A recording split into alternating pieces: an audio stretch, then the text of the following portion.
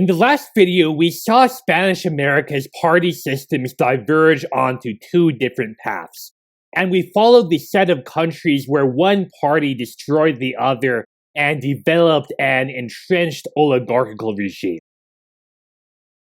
Starting today, this series is going to focus on the other set of countries, which were more likely to follow a reformist path to democracy. One of the most important reasons why party competition survives in this second set of countries is because their parties made a greater effort to find ways to share power with their rivals rather than destroying each other. And in this video, we are going to look at some of the most common strategies that party elites in these countries used in an attempt to de-escalate partisan conflict and cooperate across party lines. None of these power-sharing strategies worked forever. They all had flaws and they all failed eventually. However, these attempts do help establish sustained periods of relative peace in these countries, and over time they also help channel party competition away from military conflict and towards elections. A first power-sharing strategy is for the two main parties to form a bipartisan coalition government that gives each party a role in the administration of power. One of the earliest instances of this strategy was the governments of the Chilean president José Joaquín Pérez in the 1860s. On the surface, President Pérez appeared to be a fairly conventional conservative politician. And like most presidents of Chile during this era, he got his job mostly because he was the hand-picked successor of the previous president Manuel Montt. However, in 1862, President Pérez appoints a very unusual cabinet that contains both conservative and liberal ministers. The Conservative Party receives important portfolios like the Ministry of the Interior and the Ministry of Justice, but the Liberal Party, the traditional opposition party, also receives key ministries like the Ministry of War and the Ministry of Finance. For the first time since the two parties formed, Chile's conservative and liberal parties are now working together and participating in the same national government. This cooperation also extends outside of the cabinet. The Liberal and Conservative parties have also formed a joint electoral list for congressional elections, meaning that they are now running the same slate of congressional candidates, and this slate includes both liberals and conservatives. These parties are still two separate parties. They have separate leaderships, separate identities, and separate political goals. But they are now locked in a fairly stable pattern of cooperation in the cabinet, Congress, and in elections that lasts for roughly 15 years, from 1858 to 1873. Together, these parties command an overwhelming majority in Congress, but there is still a political opposition in Chile. There is an opposition party called the National Party, which had split from the Conservative Party in the 1850s, and the Bipartisan Alliance also fractures Chile's Liberal Party, and many of the more hardline liberals split off and form a separate party called the Radical Party, which we will talk about in much greater detail in a future video. In this way, Chile ends up with one of the first stable multi-party systems in Latin America. The liberals and conservatives are still the dominant players, but the emergence of these newer, smaller parties offers voters a political alternative to the dominant liberal-conservative bloc that now controls the government. The Liberal-Conservative Alliance eventually collapses in the 1870s over disagreements about education policy. However, the Liberal Party immediately invites the other two parties into the government, and coalition politics continues. In fact, nearly every elected government that governs Chile from the 1860s to the present contains multiple parties in the cabinet.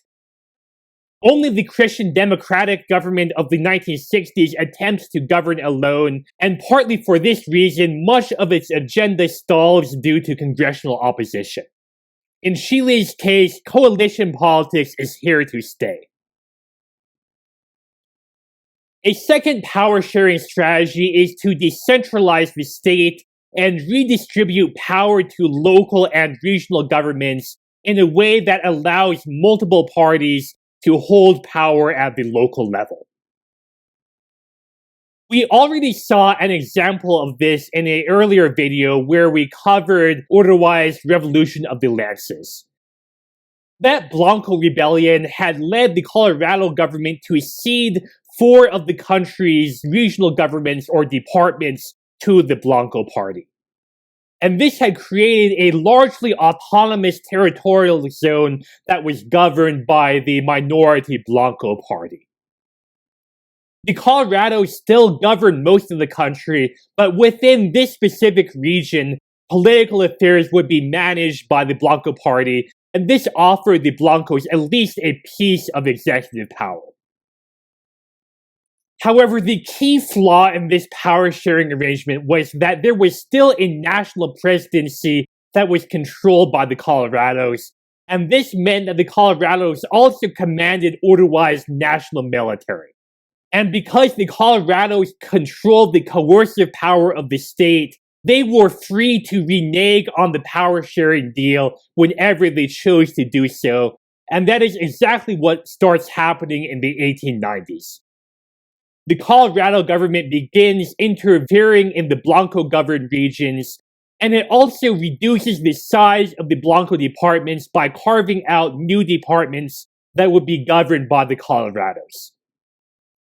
This provokes another Blanco revolt in 1897 that succeeds at re-establishing the power-sharing arrangement for a couple more years.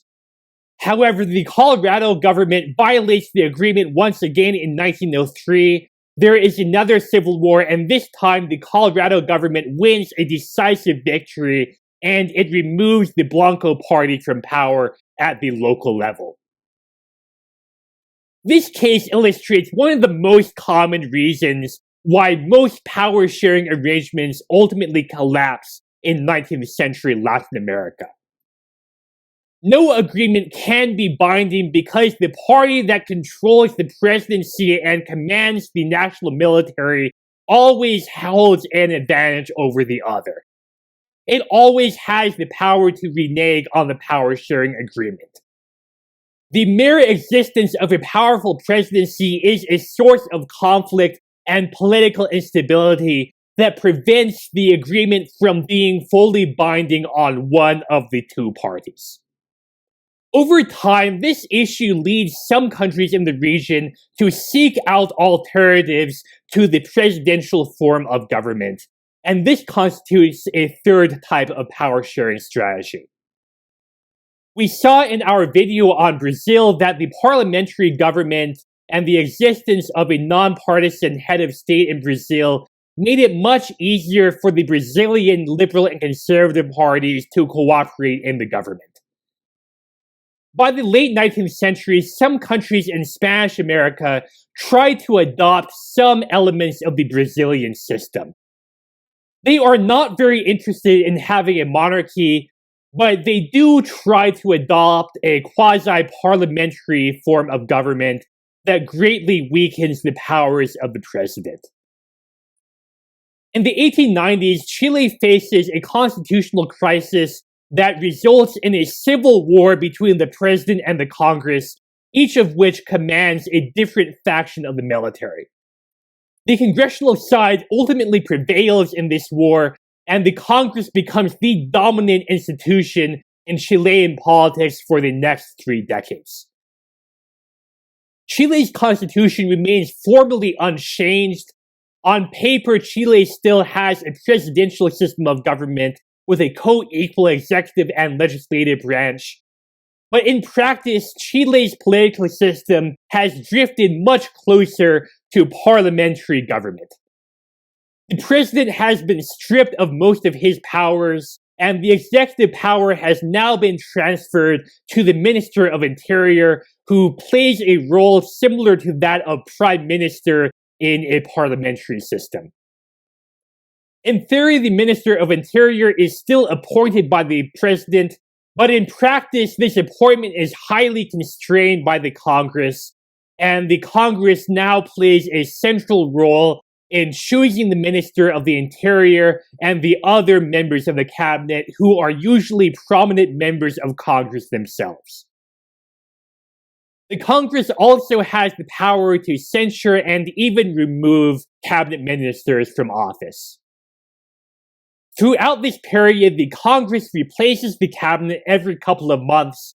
Various members of Congress rotate in and out of the cabinet, and this helps ensure that a broad swath of Congress gets to enjoy some of the spoils of government. And remember that Chile has a multi-party system by this point. So these cabinets are always multi-party coalition governments. Not every party is included in every cabinet, but the cabinets are being replaced so frequently that none of the major parties are excluded from the government for very long. Every party now gets a piece of executive power. Another way to divide executive power between multiple parties is to replace the single-person presidency with a collective executive, such as the Swiss Federal Council, a 7-member cabinet that collectively shares most of the responsibilities of a president and whose positions are divided between 4 political parties. In the early 20th century, a group of reformers attempt to establish something similar in Uruguay called the National Council of Administration, or the Colegiado. Unlike the Chilean cabinet, the Uruguayan Colegiado was not accountable to the Congress. But because the Colegiado contained multiple seats, both the Colorado and Blanco parties would be represented on this executive council. The original plan was for the Colegiado to replace the one-person presidency entirely. However, the reformers failed to win a majority in Uruguay's constitutional convention, and they have to settle for a compromise proposal that leaves the presidency in place and divides executive power between the president and the Colegiado. This system functions alright during the 1920s, but it begins to fall apart in the 1930s due to conflicts between the president and the Colegiado. And in the end, the president stages a self-coup and he overthrows both the Colegiado and the Uruguayan Congress. However, Uruguay's reformers will try this system one more time in the 1950s, and this time they will remember to abolish the presidency. Although the examples in this video all come from Chile and Uruguay, several other countries in South America are experimenting with similar power-sharing strategies during the late 19th and early 20th centuries. No power-sharing agreement works forever, but they do help stabilize these party systems, and they also avert the destruction of one of the major parties like we saw in the last video in countries like Mexico, Guatemala, and Venezuela. As a result, two-party or multi-party systems survive in most of these South American countries. Over time, these power-sharing arrangements also help make elections more competitive by lowering the stakes of elections. Incumbent governments no longer feel the need to intervene in elections when they have reassurances that they will still wield some power even if they lose a given election. And it is no coincidence that it is within this group of South American countries that Latin America's first democracies will emerge by the early 20th century.